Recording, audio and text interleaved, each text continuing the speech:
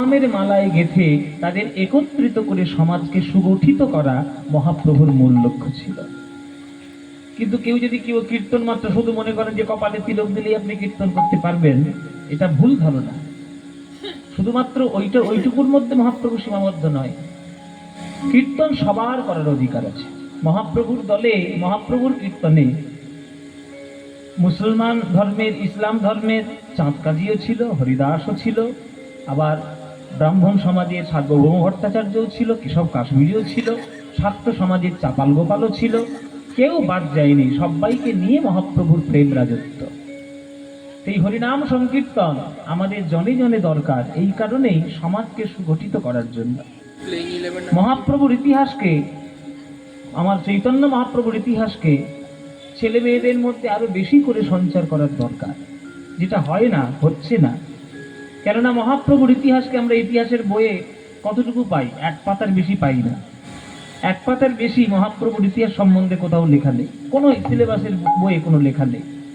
কিন্তু মহাপ্রভু যা করে গেছেন, অন্যান্য ঐতিহাসিক যারা ফিগার, তাদের নিয়ে অনেক আলোচনা, কিন্তু মহাপ্রভুর নিয়ে ওই ছাত্রছাত্রীদের মধ্যে এক পাতা আলোচনা। ওই এক পাতায় মহাপ্রভুকে ঠিকভাবে বোঝা যাবে না কখনো। মহাপ্রভু একাধারে যেমন সমাজ সংস্কারক, হ্যাঁ, তেমনি একাধারে তিনি ভক্ত তো বটেই, আর আমাদের গৌড়ীয় বৈষ্ণব সমাজের কাছে তিনি রাধা গোবিন্দের মিলিত তনু তো বটেই। কিন্তু তার ঐতিহাসিক গুরুত্ব যে কত অপরিসীম, যারা মহাপ্রভুর জীবনকে পরিপূর্ণভাবে যারা পড়েছেন তারা জানবেন।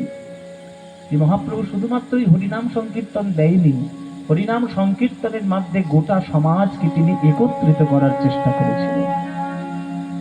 সেই মহাপ্রভু তিনি এসেছিলেন বলে আজকের আমরা এই বাংলার বুকে কীর্তন নামক বস্তুটি পেয়েছি, কীর্তন সাহিত্য আমরা পেয়েছি। সুতরাং সেই মহাপ্রভুকে যদি আমরা সম্মান জানাতে না পারি, তাহলে আমাদের কিন্তু বাঙালি জাতিতে জন্ম নিয়ে আমাদের জন্মটা একেবারে বৃথা। কলি তিমির আকুল অখিল লোক হেরি, গোরার বদন চাঁদ পরকাশ। আকাশে যেমন চাঁদ ওঠে, সকল অন্ধকার দূর হয়ে যায়, শুধু দূর হয় না, আবার পৃথিবীর তাপটাও দূরিয়ে যায়। দেখবেন সারাদিন যতই গরম থাকুক না কেন, চাঁদ যেই উঠলো অমনি পৃথিবীটি ধীরে ধীরে ঠান্ডা করতে শুরু করলো। তেমনি মহাপ্রভু এমন একটি চাঁদ যে যার বদন পানে চেয়ে সমগ্র বাঙালি জাতির হৃদয় থেকে আদি ভৌতিক, আদি দৈবিক, আদি আত্মিক এই ত্রিতাপ জ্বালা চিরকালের মতো দূর হয়ে গেল। এই মহাপ্রভু, হ্যাঁ, আমার মহাপ্রভুর মতো এইরকম দয়াল ঠাকুর আর আমরা কখনো পাবো না। তাই আজ থেকে 538 বছর আগে তার জন্ম, অনেক বছর আগে তিনি চলেও গেছেন, কিন্তু মহাপ্রভুর প্রেম, মহাপ্রভুর ভক্তি আমাদের সবার মধ্যে রয়ে গেছে। তাই তাকে হারিয়ে হৃদয়টা কাঁদে বটে, কিন্তু এক কবি বলেছেন যে কেন কাঁদবো কেন? তিনি কি সত্যি সত্যি চলে গেছেন? তার দেহটা চলে গেছে, কিন্তু তার প্রেমটা আমাদের সবার মধ্যে রয়ে গেছে। তার প্রেম, তার ভক্তি, তার সাধনা, তার উদ্দেশ্য, লক্ষ্য আমাদের সবার মধ্যে রয়ে গেছে। তাই কাঁদবো কেন? মহাপ্রভু তো আছেন আমাদের মধ্যে, তার পার্থিব শরীর নেই, কিন্তু প্রেম রূপে তিনি রয়ে গেছেন আমাদের মধ্যে। তাই একটা কবির গান, মোরা কাঁদব না আর সচি দুলাল, তোমায় ডেকে ডেকে মোরা কাঁদব না, ওই সচি দুলাল তোমায় ডেকে ডেকে তুমি গেছো চলে, তোমার প্রেম গিয়েছো রেখে, প্রিয় তুমি গেছো চলে, তোমার প্রেম গিয়েছো রেখে, তাই কাঁদবো না। কি অপূর্ব গান দেখো, মোরা কাঁদবো না ও সচিদুলাল, তোমায় ডেকে ডেকে আর কাঁদবো না। কেন? বলে তুমি গেছো চলে। আজ বাংলার বুকে আমার মনে হয় এমন কোনো গ্রাম নেই যে গ্রামে হরিনাম সংকীর্তন হয় না। কি বাবা, আপনাদের বীরভূম জেলা প্রত্যেকটি গ্রামে কীর্তন হয়। আপনাদের এই অঞ্চলটাতে, এই নানুর অঞ্চল বা আপনাদের যে মুলুক, এই সমস্ত চারিদিকে হরিগুণানুকীর্তন মহোৎসবের নামে প্রচুর অনুষ্ঠান হয়। আমি এক সময় প্রচুর অনুষ্ঠানে গান গেয়েছি। এই বীরভূম জেলা একটা আমার ঘরই বলতে পারে। হ্যাঁ, বীরভূম জেলা একটা আমার ঘরই বলতে পারে। এত গান গেয়েছি, এত মানুষের সঙ্গে এখানে পরিচিতি, এত মানুষের সঙ্গে ভালোবাসাবাসি। ওই জন্য আমি একটু ঠিক করেছি যে ভগবান যদি একটু দিন টিন দেয় তাহলে এই দুই জায়গা কিনে এখানে একটা বাড়ি টাড়ি করি আর কি। হ্যাঁ, কি এখানে একটা বাড়ি করলে ভালো হয় না? কি গো মায়েরা, ভালো নাকি? না, তোমরা যদি জায়গা দাও তাহলেই করি একটা, তাহলে প্রতিদিন কীর্তন শোনা হয় ভালো করে। যাই হোক, আমার বলার উদ্দেশ্য হচ্ছে বীরভূমের এমন কোনো গ্রাম নেই যেখানে কীর্তন হয় না। তাহলে যেখানে কীর্তন সেখানেই মহাপ্রভু, যেখানেই কীর্তন সেখানেই আমার নিতাই চাঁদ, আর যেখানেই ভালোবাসা প্রেম সেখানেই মহাপ্রভুর কৃপা। তা কাঁদবো কেন? তার উপস্থিত দুঃখ করার তো কোনো জায়গা নেই। ত্যাগ যেখানে, প্রেম যেখানে, তোমার মধু রূপ সেখানে, ত্যাগ যেখানে, প্রেম যেখানে, তোমার মধু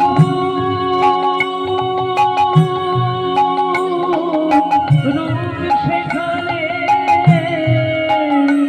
ওগো জগন্নাথের বিহুল তোমার রাখবে কোথায় ঢেকে, ওগো জগন্নাথের বিহুল তোমায় রাখবে কোথায় ঢেকে, তাই কাঁদবো না ওই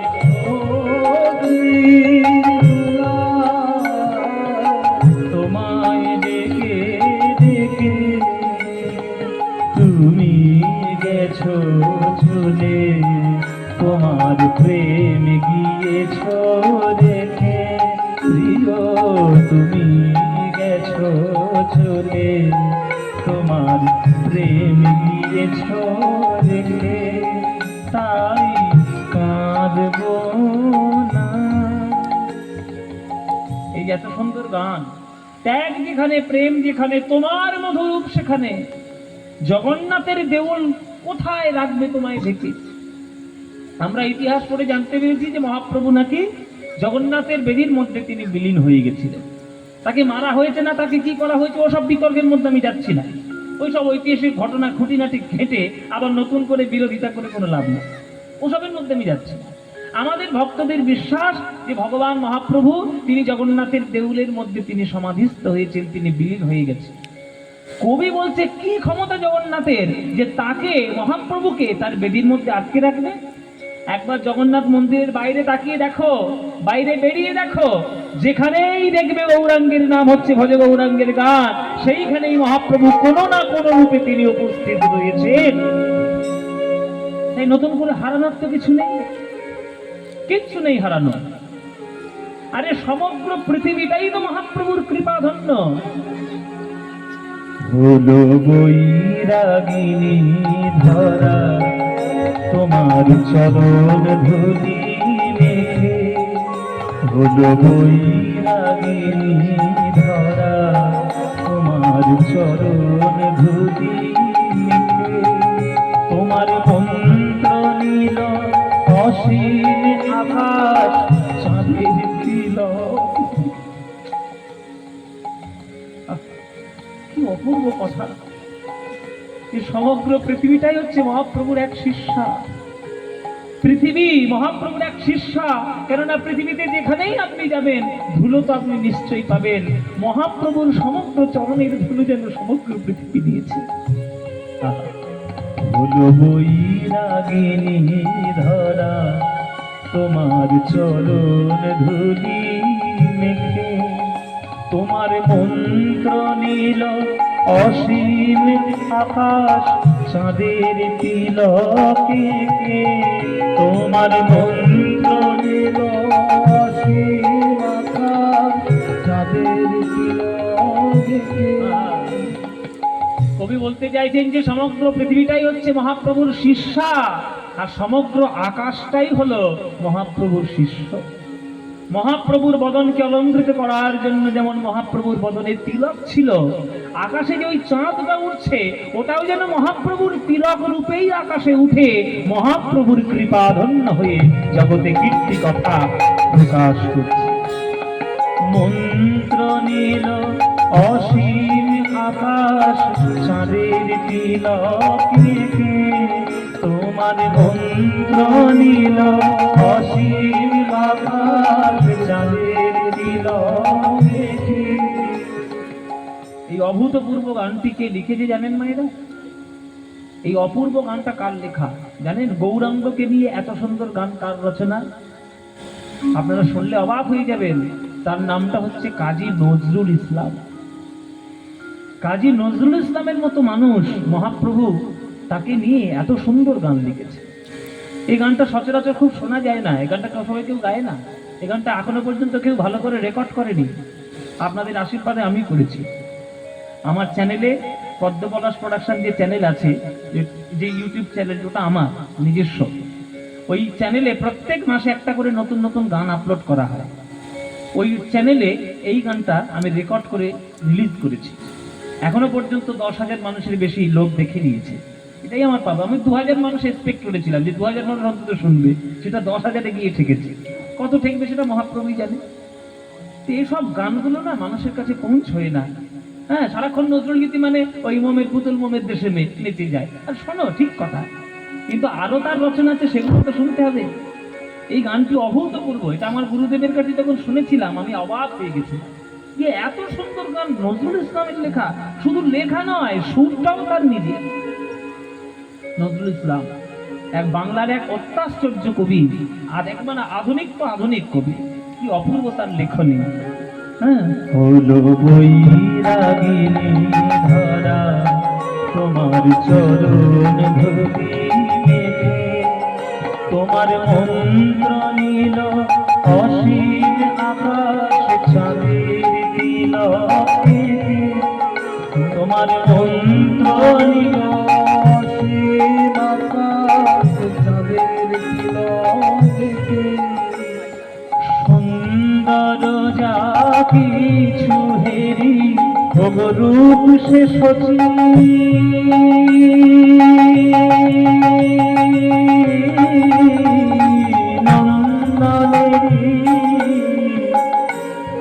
সুন্দর যা কিছু হেরি রূপ সে সচি নন্দনেরি। তোমার ডাক শুনি যে আজ হৃদয় পুরীর সাগর থেকে, তোমার ডাক শুনি যে আজ হৃদয় পুরীর সাগর থেকে। তাই কাঁদব না ও সচি দুলার, তোমায় ডেকে ডেকে তুমি গেছো চলে, তোমার প্রেম গিয়েছো রেখে প্রিয়, তুমি গেছো চলে, তোমার প্রেম গিয়েছো রেখে। তাই কাঁদব না, তাই কাঁদব না, তাই কাঁদব